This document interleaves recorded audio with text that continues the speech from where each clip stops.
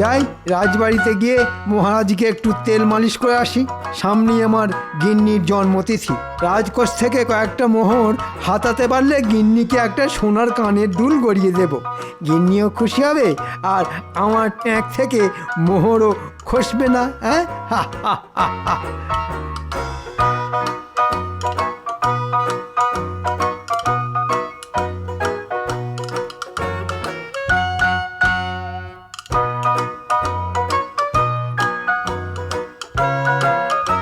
আসবো মহারাজ? কে কে? ও মন্ত্রী তুমি? তা এত সকাল সকাল কি চাই শুনি? আগে রাজকোষের চাবিটা নিতে এলাম মহারাজ। কেন কেন? রাজকোষের চাবি নিয়ে তুমি কি করবে? আগে নবাব বাহাদুরকে খাজনা দেওয়ার সময় তো প্রায় চলে এলো, তাই মোহরগুলো গুনে রাখতাম মহারাজ। না না না না, এবার খাজনা দিতে আমার একটু দেরি হবে। রাজকোষে বেশি মোহর নেই তো। সব যদি খাজনা হিসেবে নবাব বাহাদুরকে দিয়ে দিই, তাহলে বাকি মাসটা চলবে কেমন করে শুনি? এই রে, এবার কি হবে? আপনি মিছিমিছি চিন্তা করছেন মহারাজ, আমি তো আছি। প্রজাদের কাছ থেকে অগ্রিম খাজনা তুলে আনবো আমি। একদম নয়। রাজ্যের গরিব প্রজাদের ওপর জুলুমবাজি আমি একেবারেই সহ্য করব না। আমি নিজে নবাব বাহাদুরকে অনুরোধ করব খাজনা দেওয়ার সময়সীমা পিছিয়ে দেওয়ার জন্য, কিন্তু প্রজাদের কাছ থেকে আমি অগ্রিম খাজনা কোনোদিনও চাইব না। সে আপনি যা ভালো বুঝবেন তাই করবেন মহারাজ, কিন্তু আমাকে আপাতত রাজকোষের চাবিটা তো দিন। কেন? খাজনা যখন পরে দেব বললাম, তারপরেও রাজকোষের চাবি নিয়ে কি হবে শুনি? মানে এমনি মহারাজ, অনেকদিন রাজকোষ খোলা হয়নি তো, যদি তালায় জং পড়ে যায় তখন কি হবে? তালায় তেল ঢেলে দেব তাও ভালো, কিন্তু রাজকোষের চাবি আমি তোমাকে দেব না। হ্যাঁ, আচ্ছা মহারাজ। মন্ত্রী ভাবে আমি কিছুই বুঝি না। ওরে, আমি সব বুঝি। না, আমার উপর মহারাজের বিশ্বাস দিন দিন উঠে যাচ্ছে। এইভাবে চলতে থাকলে মহারাজ আমাকে আর কোনো দিন রাজকোষের চাবি দেবেন না। তখন আমাকে শুধু ওই বেতনের পয়সায় সংসার চালাতে হবে। সেটা কি করে হয়? রোজ যেমন সূর্য ওঠে দিন রাত হয়, তেমনই মন্ত্রী চুরি করে, এটাই চিরন্তন সত্য। এবার কিছু একটা করে আমাকে মহারাজের মন জয় করতেই হবে, তাহলেই কেল্লা ফতে। এই দেখ না, এক ঢিলেই ওই পাকা আমটা আমি পেরে দেব। ওরকম মনে হয়। আগে পেরে দেখা, তারপর তোর কথা বিশ্বাস করব।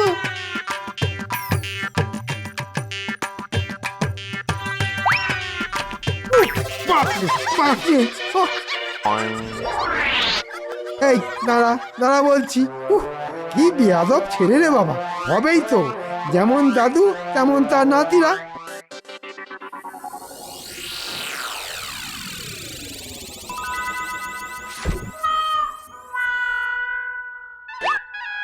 এই তো পেয়েছি।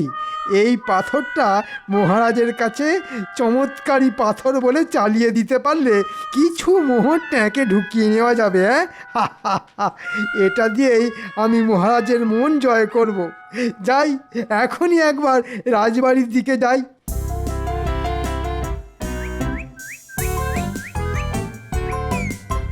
ওই গো রানী, খেতে দাও। একটু পরেই তো আবার রাজসভায় যেতে হবে।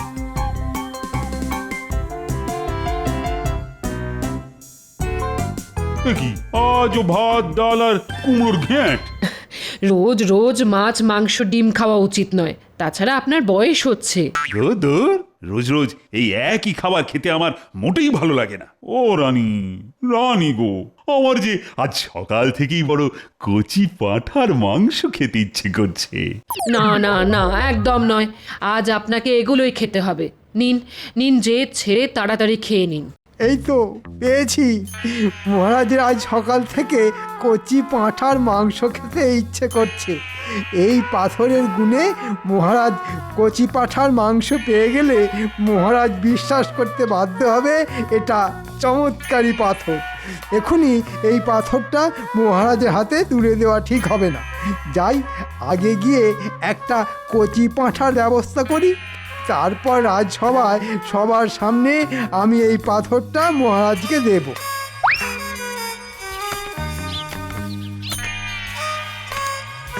তো পেয়েছি।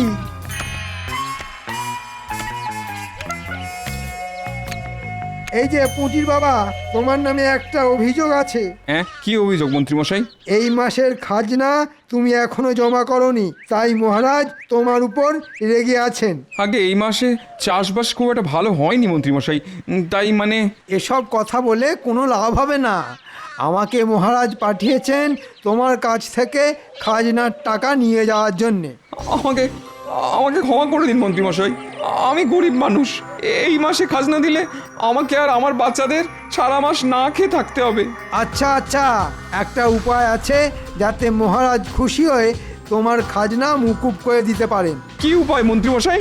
এই কচি পাঁঠাটার মাংস রান্না করে আজই তুমি মহারাজকে নিজে হাতে দিয়ে এসো। কচি পাঁঠার মাংস পেলে মহারাজ খুশি হবেন আর তোমার খাজনাও মুকুব হয়ে যাবে।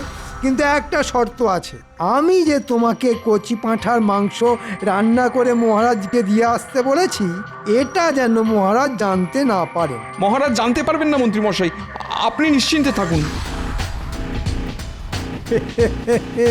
যাক, কচি পাঁঠার মাংসের ব্যবস্থা তো হয়ে গেল। এবার তাহলে রাজসভার দিকে যান। কি মন্ত্রী আর গোপাল এখনো এসে পৌঁছয়নি দেখছি। আমি এসে গেছি মহারাজ। কি মন্ত্রী, তোমার রাজসভায় আসতে এত দেরি হলো কেন? সে এক অদ্ভুত ঘটনা মহারাজ। আমি রাজসভায় আসবো বলে রাস্তা দিয়ে হেঁটে হেঁটে যাচ্ছিলাম। হঠাৎ রাস্তায় আমার সঙ্গে এক সাধু বাবার দেখা হলো। সাধু বাবা আমাকে এই পাথরটা দিয়ে বললেন, এটা যেন আমি আপনাকে দিয়ে দিই।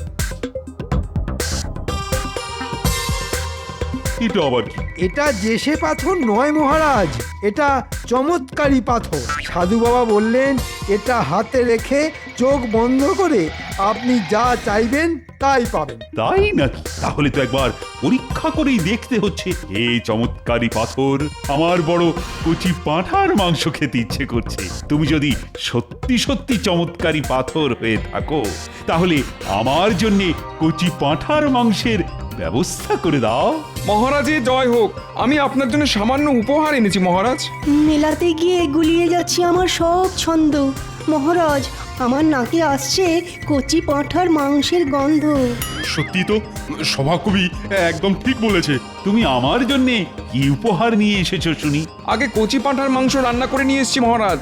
দেখেছেন মহারাজ, বলেছিলাম না? জয় চমৎকারী পাথরের জয়। জয় জয় চমৎকারী পাথরের জয়। আজ রাজসভায় গিয়ে মহারাজের কাছ থেকে 7 দিনের ছুটি চেয়ে নেব। মহারাজ যদি ছুটি দিতে না চান, তাহলে মহারাজের পা ধরে লুটিয়ে পড়ে হাত জড়ো করে যে করেই হোক 7 দিনের ছুটি আমি আদায় করেই ছাড়ব। কি ব্যাপার ভাই, তুমি এই 7 সকালে রাজবাড়িতে কি করতে এসেছিলে শুনি? মহারাজের জন্য কচি পাঁঠার মাংস রান্না করছিলাম গোপাল দাদা, সেটা দিতেই এসেছিলাম। কচি পাঁঠার মাংস? তা সেটা কি শুধু মহারাজের জন্যই রান্না করেছো? না না, তোমার জন্যও আছে গোপাল দাদা। আমি পুঁটির হাত দিয়ে তোমার বাড়িতে কচি পাঁঠার মাংস পাঠিয়ে দেবো। শোনো শোনো, বাড়িতে গিন্নি নেই বুঝলে, গিন্নি বাপের বাড়ি গেছে, তাই পুঁটিকে দিয়ে আমার বাড়িতে মাংস পাঠাতে হবে না। আমি নিজে তোমার বাড়িতে গিয়ে খেয়ে আসবো, কেমন? এবার আমি রাজসভায় যাই।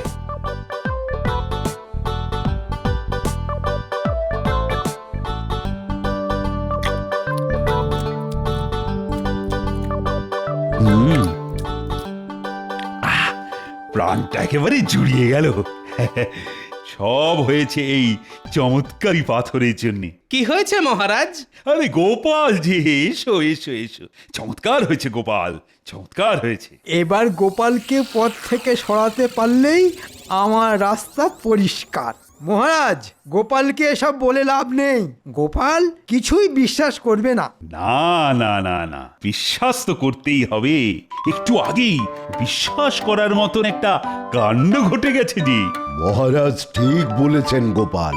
একটু আগে মহারাজ হাতে চমৎকারী পাথর নিয়ে কচি পাঁঠার মাংস খাওয়ার ইচ্ছে প্রকাশ করেছিলেন। তারপর? তারপর আর কি, একজন প্রজা এসে মহারাজকে কচি পাঁঠার মাংস দিয়ে গেলেন। সব হয়েছে এই চমৎকারী পাথরের জন্য। আর আমাকে এই পাথরটা দিয়েছে মন্ত্রী। আগে ওসব পাথরের জোরে হয়নি মহারাজ, হওয়ার ছিল তাই হয়েছে। মানে কি বলতে চাইছো গোপাল? অন্ধবিশ্বাস ভালো নয় মহারাজ, এটাই বলতে চাইছিলাম। দেখেছেন মহারাজ, গোপাল কেমন চমৎকারী পাথরের বদনাম করছে। গোপাল, তুমি আমার চমৎকারী পাথরের বদনাম করেছো, আমি কিন্তু তোমাকে ছাড়বো না। ছাড়া ধরা সব আপনার হাতে মহারাজ, আমি শুধু সত্যিটা বললাম। এই চমৎকারী পাথরটা হাতে নিয়ে যা চাওয়া হয় সেটাই পাওয়া যায়। আর তুমি বলছো কিনা এই পাথরটার কোনো গুণ নেই। বেশ বেশ, তবে প্রমাণ করে দেখাও এটা চমৎকারী পাথর নয়। এই রে, মহারাজ তো সত্যিটা শুনে একেবারে তেলে বেগুনে জ্বলে উঠলেন।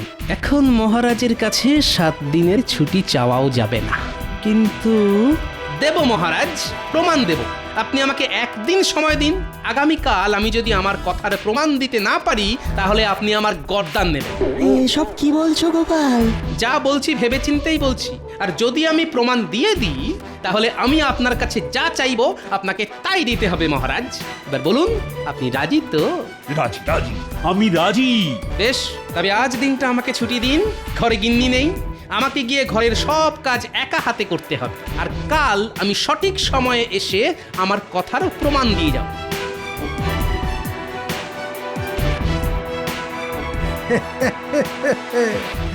গোপাল কিভাবে প্রমাণ দেয় দেখবো শুধু। কাল গোপালের গর্দান যাবেই যাবে।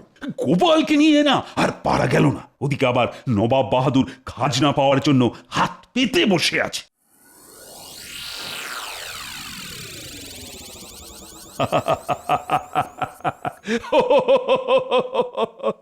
আরে আমি তো এই চমৎকারী পাথরের কথা ভুলেই গেছিলাম। এই চমৎকারী পাথর নবাব বাহাদুর যেন এই মাসের খাজনার টাকা মকুব করে দেন। সর্বনাশ, এবার কিছু একটা করতেই হবে। মহারাজের ইচ্ছে পূরণ না হলে কাল গোপালের নয়, আমার গর্দান যাবে।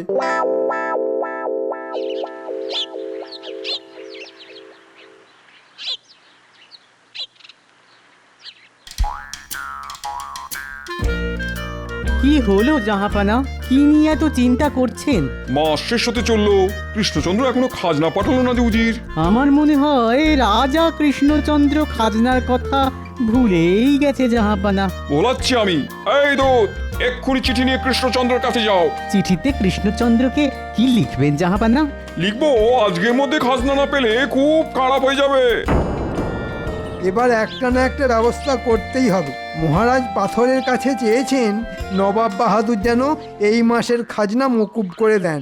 এটা যদি সত্যি না হয় তাহলে মহারাজের পাথরের ওপর বিশ্বাস উঠে যাবে, আর সেটা আমি কিছুতেই হতে দেব না।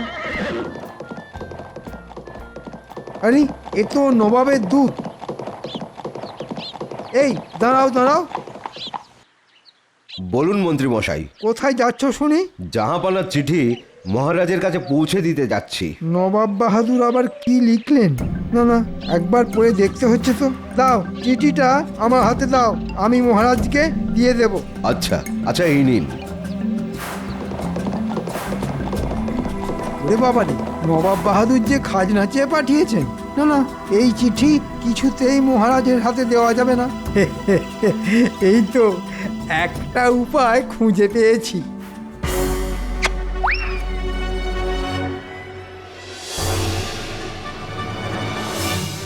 কি মন্ত্রীমশাই নবাব বাহাদুরের চিঠি ছিঁড়ে ফেললেন? কি নবাব বাহাদুর যে আজকের মধ্যেই খাজনা চেয়ে পাঠিয়েছেন? বেটা মন্ত্রীটা নিশ্চয়ই মনে মনে কোনো ফন্দি এঁটেছে। না না, মন্ত্রীকে একটু চোখে চোখে রাখতে হবে দেখছি।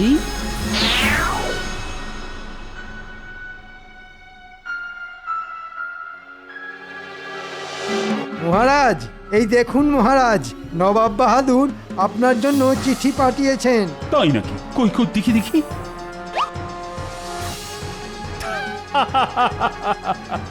জানতাম, আমি ঠিক জানতাম এরকম কিছু একটা ঘটবে। জয় চমৎকারী পাথরের জয়। নবাব বাহাদুর কি লিখেছেন মহারাজ?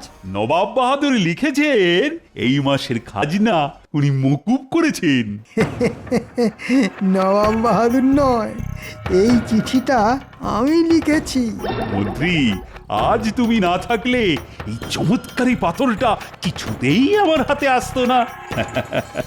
আমি খুব খুশি মন্ত্রী, খুব খুশি। মহারাজ খুশি যখন হয়েছেন, তখন আজ থেকে রাজকোষের চাবির দায়িত্ব আমাকেই দিন না। এই নাও মন্ত্রী, এই নাও। আজ থেকে রাজকোষের চাবির দায়িত্ব তোমার। কাল শুধু দেখব গোপাল কিভাবে প্রমাণ করে যে এই পাথরের কোনো গুণ নেই। আর গোপাল প্রমাণ দিতে না পারলে গোপালের গরদান যাবে।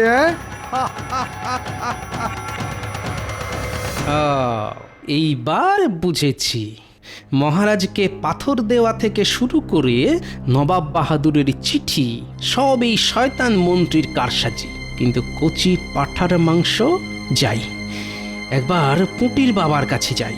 একমাত্র পুঁটির বাবাই আমাকে সত্যিটা বলতে পারবে।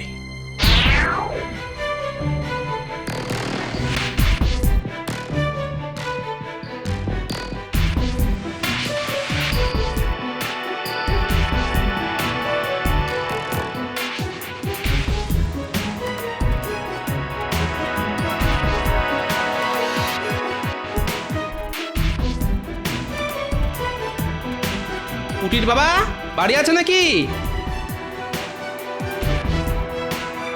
গোপাল দাদা যে, এসো এসো এসো। আচ্ছা শোনো ভাই, আজকে হঠাৎ তুমি পাঁঠার মাংস কেন রাঁধলে বলো তো? আর বলো না গোপাল দাদা, সব ওই খাজনা মুকুব করার জন্যে। আজ সকালে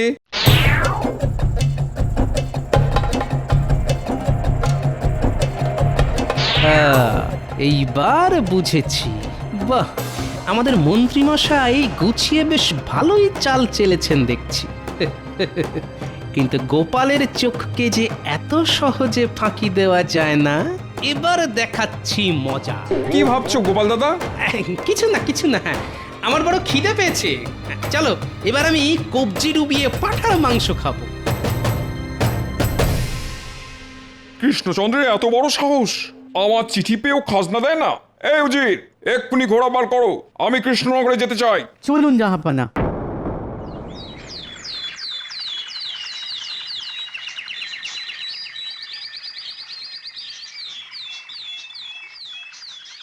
আজ গোপাল যদি নিজের কথা প্রমাণ দিতে না পারে, তাহলে আজই আমি গোপালের কর্তান নেব। ঠিক বলেছেন মহারাজ, গোপালের এত বড় সাহস চমৎকারী পাথরকে অপমান করে। মহারাজ, গোপালকে হাতের কাছে পেলে তবেই তো গর্দান নেবেন। সেনাপতি ঠিক বলেছে, এখনো গোপালের দেখা নেই। গোপাল মনে হয় পালিয়েছে। না না, পালাইনি। ভেবেছিলাম পালিয়ে যাব, কিন্তু এই রাজ্য ছেড়ে অন্য কোথাও যাওয়ার জায়গা যে গোপালের জানা নেই, তাই ফিরে এলাম। ও, তার মানে তুমি বলতে চাইছো গোপাল যে তোমার কথার প্রমাণ তুমি দিতে পারবে না? আগে না মহারাজ, পারবো না, তাই নিজের গর্দানটাই দিতে এলাম। কে আছিস, এক্ষুনি গোপালের গর্দান নেওয়ার ব্যবস্থা কর। আমাকে ক্ষমা করবেন মহারাজ, ওই পাথরটা সত্যি সত্যি চমৎকারী পাথর, আমি বুঝতে ভুল করেছি মহারাজ। তুমি একটু দেরিতে বুঝেছো গোপাল, আর গর্দান নেওয়ার কথা তুমি নিজের মুখেই বলেছিলে। আগে গর্দান নেওয়ার আগে আমার একটা শেষ ইচ্ছে আছে মহারাজ। কি ইচ্ছে? চটপট করে বলে ফেলো শুনি। আমি একটিবার ওই চমৎকারী পাথরটা হাতে নিয়ে দেখতে চাই মহারাজ। যে পাথরের জন্য গোপাল ভাঁড়ের গর্দান যাবে, সেই পাথরটা একবার ছুঁয়ে না দেখলে যে আমার জীবন অসম্পূর্ণ থেকে যাবে মহারাজ। দয়া করে আমাকে ফিরিয়ে দেবেন না। কি আবার এমন? এই না, এই না। হে চমৎকারী পাথর, মহারাজ যেন আমাকে ক্ষমা করে দেন আর আমার গর্দান নেওয়ার কথা ভুলে যান। হে চমৎকারী পাথর, তুমি আমাকে এক্ষুনি কৃষ্ণনগরের রাজা করে দাও, মহারাজকে ফকির করে দাও। এসব কি হচ্ছে শুনি গোপাল? আগে চমৎকারী পাথরের কাছে নিজের ইচ্ছে প্রকাশ করছি মহারাজ। পাথরটা যদি সত্যি চমৎকারী পাথর হয়ে থাকে, তাহলে আমার ইচ্ছে পূরণ হবে। গোপাল, তুমি এখনো এই পাথরটাকে সন্দেহ করছো? আমি তোমার গর্দান নেবই নেব, কিছুতেই ছাড়বো না। কেন মহারাজ? আমি যে আমার কথার প্রমাণ দিয়ে দিলাম। তুমি কি বলতে চাইছো গোপাল? কিছুই বুঝতে পারছি না। এ তো জলের মতন সোজা। আমি পাথরের কাছে নিজের ইচ্ছে প্রকাশ করলাম, আমার ইচ্ছে যদি পূরণ হয় তাহলে আমার গর্দান অক্ষত থাকবে। কিন্তু আমার ইচ্ছে শুনে মহারাজের আমার গর্দান নেওয়ার ইচ্ছে আরো বেড়ে গেল। আমি রাজা হতে চাইলাম, রাজা হলাম না। আপনি যাতে ফকির হয়ে যান সেটাও চাইলাম, কিন্তু আপনি ফকির হলেন না। আর এর থেকেই প্রমাণ হলো পাথরটা আসলে চমৎকারী পাথর নয়।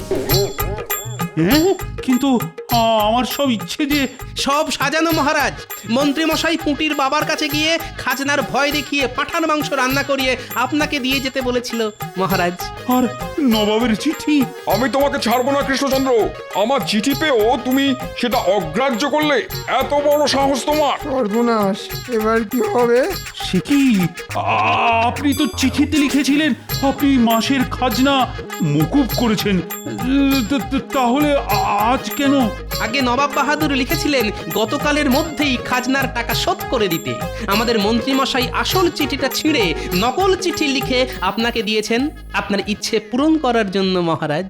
মন্ত্রী, যা শুনছি সব কি সত্যি? ভুল হয়ে গেছে মহারাজ, আর হবে না। ও, সব ওই মন্ত্রীর কারসাজি। উজির, এক্ষুনি মন্ত্রীকে ধরে 100 চাবুক লাগাও। আমি তোমাকে ছাড়বো না মন্ত্রী, তুমি আমাকে বোকা বানিয়েছো। আজ আজ তোমার একদিন কি আমার একদিন। প্রহরী! ওরে বাবা, ডাঙায় বাঘ আর জলে কুমির। দাঁড়াও বলছি, দাঁড়াও, দাঁড়াও বলছি। গোপাল, গোপাল, আজ তুমি না থাকলে আমি সত্যি সত্যি বিশ্বাস করে নিতাম এটা চমৎকারী পাথর। আমার চোখ খুলে দেওয়ার জন্য ধন্যবাদ গোপাল। বলো বলো বলো, তোমার কি চাই? বেশি কিছু নয় মহারাজ, যতদিন না গিন্নি বাপের বাড়ি থেকে ফিরছেন ততদিন রাজবাড়িতে থাকতে দিলেই হবে, আর সঙ্গে দুবেলা খাবার। বেশ বেশ, তাই হবে তাই হবে। ওরে বাবা রে, আমাকে বাঁচান মহারাজ। ওরে বাবা রে।